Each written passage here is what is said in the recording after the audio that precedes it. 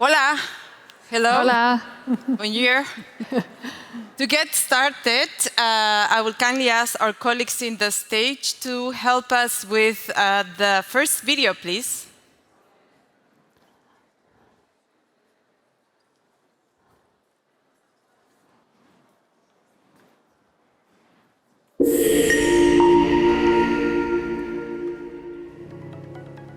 In the field of government technology, women continue to be underrepresented. We believe it's time to change that. With the Women in GovTech Challenge 2023, the GovStack initiative is looking for women who are passionate about redefining what's possible in the world of digital government.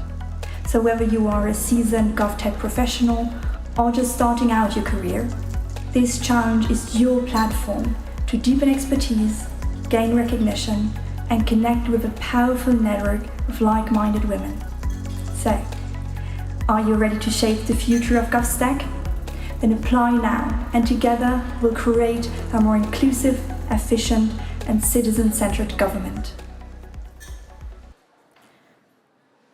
Ladies and gentlemen, are you ready to shape the future together with us? I don't hear yes. Welcome to the inaugural session of the GovStack Women in GovTech Challenge 2023-2024. I stand before you with a firm belief in the transformative power of inclusivity, diversity, and gender parity in achieving civic-centric digital governance. Closing the digital divide is key to meeting the Sustainable Development Goals, and as a society, we cannot do and win the game towards reducing inequality with half of the team on the bench. Our economies and sustainable growth depend on the capacity of organizations in the public and the private sector to continuously innovate. The good news is that increasing diversity of leadership teams leads to more and better innovation and improved financial performance in organizations. According to a BCG study, companies in both developing and developed economies that reported above average diversity on their management teams also reported innovation revenue that was 19 percentage points higher than that of companies with below average leadership diversity. And although the impact of diversity and gender parity is clear, the divide is also real and is reflected in all aspects of our lives, including the digital workflows. In terms of digital roles, women constitute only 27% of CIOs at Fortune 500 companies and only 8% of CEOs overall. And in the public sector, that gap is even greater, with only 11% of government CIOs being women, according to a UNDESA government survey, where 193 countries are assessed on their digital transformation journeys. So, how are we doing the first edition of the challenge? The journey started with an open call this April, and the call was responded by exceptional 215 women from around the world who grasp the potential of technology and its ability to create a more equitable future. If we see the map, our colleagues in the back, this represents the global representation of the applicants, which deadline to participate was last week. We believe that multidisciplinary teams will be formed looking for diversity in nationalities of the applicants, their area of expertise, solution architects, service designers, GovTech experts, different use cases that they include in their application when expressing their desire to participate in the challenge. These teams are going to be mentored by a very strong professional network of women in industry, academia, and the public sector. And the challenge is part of the GovStack communities of practice that aim at bringing together the implementation of the technical specifications, but also at the same time bringing a global community of practitioners into digitizing services based on user needs. So with that, I would like to welcome today's panelists. Dr. Nele Lios, Ambassador at Large for Digital Affairs of Estonia. Me. Katharina Maas, Deputy Head of Division in Digital Technologies from BMC, Germany. And Ms. Doreen Dogant, the Secretary General of the International Telecommunication Union. Thank you. The session will run as a fire chat conversation with a video testimony for one of the applicants. And to kick off this conversation, I would like to give the floor to an extraordinary woman, the Secretary General of the International Telecommunications Union, for our welcoming remarks. Thank you. Thank you, Yolanda, and good afternoon, ladies and gentlemen. Thank you for being here. With all the exciting sessions today, I think this one is particularly important because it actually zooms in on a critical issue, which is women in digital government. And I think the challenge that was launched a couple of months ago, I think it was in April, and it might have even been on Girls and ICT Day. Yes, we launched it in Zimbabwe, in Victoria Falls. And we are, I think it's fair to say, Yolanda, absolutely delighted to see the great number of applicants, the widespread geographic range of applicants, and also special congrats to Estonia, who had, I think, the largest, perhaps, pool of applicants. So way to go, Estonia. You know, when we look at digital government, and as Yolanda mentioned, women are underrepresented. And of course, when we look globally, I think in almost every sector, women are underrepresented. Earlier this year, UN Women released a number, which I think was kind of terrifying. I think they said it was 286 years that it would take us to get to gender parity, of course, in all spheres. But we're not doing very well in the digital space at all.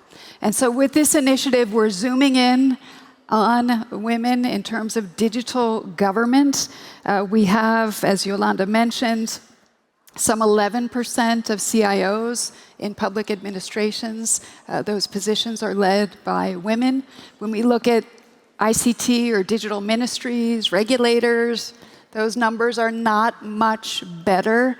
And so it's a big challenge, but I think through this effort, we also show we have incredible opportunities, and I'm happy to see so many women here today, but also so many men, because we need to be supporting each other. So this initiative is really about, it's about participation, it's about learning, it's about mentoring. Because ultimately what we want to do is to grow the pipeline. We want to build the future generation of women digital leaders, in particular when it comes to digital government. We are so happy that it's over 200 plus applicants and growing. When we first chatted about that, we were under 200, so it's great to see those numbers have grown.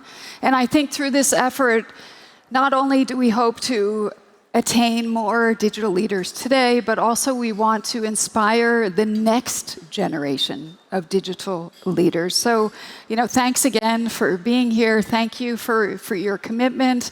And I think I would just close with these brief remarks and mention an African proverb that we hear time and time again, which is that if you want to go fast, go alone. If you want to go far, go together. Well, I would challenge each and every one of us to do both.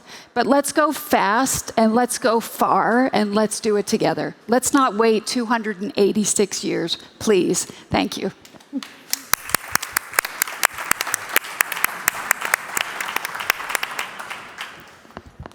And since we don't want to wait exactly to take action, I think Doreen framed this fire chat conversation very well. And I would like to start with you, Nele, being the host country and an exemplar digital ambassador, on sharing what specific initiatives the Estonian government has been putting in place to close a potential digital divide and promote diversity in digital leadership. Yeah, thank you. I think just to maybe comment on the opening remarks of Doreen and also what you said, I think things are getting better. I saw the previous panel. I think they were all women in tech and also here, so things are getting better. But to go back to perhaps address the question that you asked me, I've been asked this before. And once I was giving it a thought and I was really wondering, okay, before we can really bring out some specific programs and some initiatives that Estonia has, I would say, implemented to have a more inclusive digital society, we would have to actually understand what a gender digital gap really means. So do we have it in Estonia? Or we don't? And actually, it's yes and no. We don't have a gender digital gap when we look at the math scores or IT students. But we do have a gap, as you also pointed out, when it comes to leadership positions, when it comes to high-level specialists. And this is actually not a digital gap. This is simply, I would say, reinforcing the gaps that we have in our societies and that we still have in societies, even in the northern part of Europe, that generally is known to be, I would say, more progressive in these terms. So it's not only about programs that you direct to get girls more into robotics. It's not really about training digital skills to women and girls, but it actually goes much, much beyond it. But when now it comes to let's say, some of these special programs, indeed, what we have discovered during this learning process in Estonia in schools is that girls maybe do actually learn differently. They like to be more in a group. They want to discuss things. So we have indeed initiated some programs for robotics, actually led by a private sector company. They are also present here, and it has been hugely popular. And of course, I am in the foreign politics. It is embedded, not as strongly as perhaps in Germany. We don't have a feminist foreign policy, but it's embedded in all our programs and activities. Is it related then to training? Is it development cooperation? Are they trade programs or anything else? So we do pay attention, but I would say that it's actually not a digital issue. And building on that, because I think it's very important that it's embedded in general policy making, last year Germany, and I will turn now to Katerina, marked a very significant milestone with the launch of the Digital Global Network. Mm-hmm. And along the side, revamp the digital policy that is overseen by BMC. And could you please share with us how this digital global network and new policy encompasses Germany's commitment to diversity and to gender equality? Thank you, Yolanda. Yes, with regard to our development policy, it's just the same as everywhere. Like in many other sectors, women are among the most affected groups, also when it comes to digitalization and digital transformation. They are especially at risk of being left behind, and this is why the BMZ actually not only committed to a human-centered and social ecological, digital transformation, but also, as you've already mentioned, to a feminist digital transformation.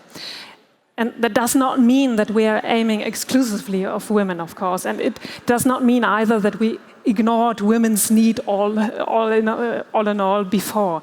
But what we are talking about is like a shift in the mindset from including women, just including women, to actively putting them in the focus and in the center of our development policy and also of our digital policy. So the idea of founding this network you mentioned, Digital Global, became just a natural new step. And within this broad network, with well over 100 actors from policymaking, from the digital economy, civil society, academia, and scientific communities in Germany, our partner countries, and the multilateral system. So This network, first of all, gives visibility and raises awareness around, for example, gender-digital divide being the most prominent issue among these. And this is perfectly in line with our female minister's top priority. So, and I think closing the gender-digital divide begins with raising awareness, but it must not stop there, of course. So we are using our network and our platform to amplify the voices of our partners. And I feel very inspired by that, and I believe that a lot of the work that we do in GovStack really democratize access to best practices, provides diversity. And I would like to share with all of us one testimony from one of the applicants, so all of us have a sense of what are we talking about when we talk about inspiration and what is the impact of the work that we do every day. So our colleagues in the technical stage, second video, please. When I first joined the Insurance Regulatory Authority, there was a lot of paperwork. We had books for registers, we had books for keeping track of information. However, along the way, I was nominated to be on a complaints bureau committee, and we still had books that we used to use to follow up all the complaints and things like that. It became difficult as more and more complaints rolled in through the years. So I and a team of my colleagues and others, we came together and decided to automate the entire process. Upon automating this entire process, we realized there was a significant change and the processes were much more simpler. That is how I got introduced to technology and government and to get to see how the two would work together. There is so much that tech can do to make work in the government entities much simpler, much better, and also improve interaction with the public. So I come into this challenge wanting to sharpen my skills on how to manage teams, on how to design systems, and also how to communicate and foster mindset change. These are very important characteristics, especially when dealing with technology, because not everyone will adapt at the same time, and not everyone will appreciate technology at the same time. So I come into this challenge wanting to improve on my skills as they are now, and also wanting to leave a lasting impact at my workplace and in my work as a technology developer. Thank you.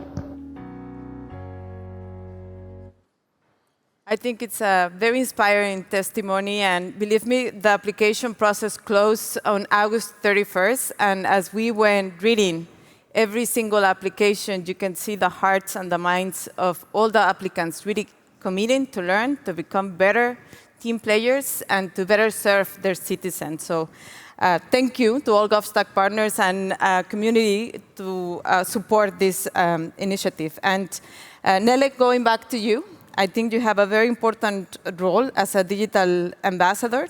And I would like to hear more on how you use this role to promote more diversity and to bridge the digital divide. Thank you, Yolanda. I think I have like two sides of the answer. One is maybe very broad and will use all the good words, and then the second part is perhaps more personal and something that is maybe also closer to myself. But I think there is, as you said, tech ambassadors, digital ambassadors, technology ambassadors, cyber ambassadors, and so many other terms. Most countries have it now, and often I've been asked, okay, what does a tech ambassador do? And there has been quite a bit of talk about tech diplomacy also today. There was a panel on global technology governance. There was also a session on tech diplomacy. But I would say that generally it's really making sure that these technological trends and let's say our digital realm is really something we all feel good. So in a way, I would say having an open and inclusive society, I would say, gets this gender issue embedded in all these activities that we do at different levels. Maybe it's a very multilateral policy-making level in UN and its different formats, our work with ITU, UNDP, so many other, let's say, UN organizations.